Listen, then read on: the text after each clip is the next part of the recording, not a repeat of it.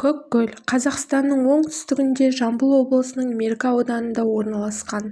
Халық арасында Айдаһар көлі деп аталатын бұл жерді ғалымдар әлі күнге дейін толық зерттеп біткен жоқ.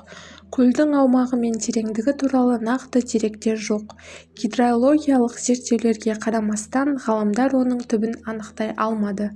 Көлге су құйылмайды да, ағып та шықпайды. Дегенмен ол таза және тыныш.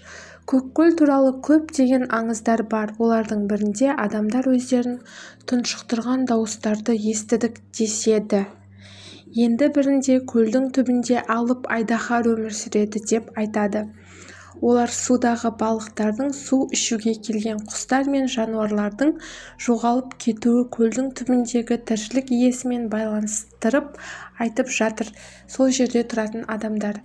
Жергілікті тұрғындар бұл көлдің маңынан айналып өтуге тырысады. Себебі мұнда айдаһар өмір сүреді деп бұрыннан аңыз келе жатыр.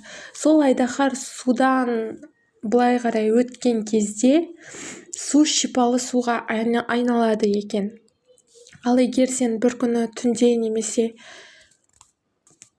айдаһар жүзетін уақытта сен суға түсіп қалсаң, ол кезде сенің судан шығуың өте қиын болады. Өте қорқынышты, иә? Суға түскен кезде менде всегда сондай қорқыныш болатын.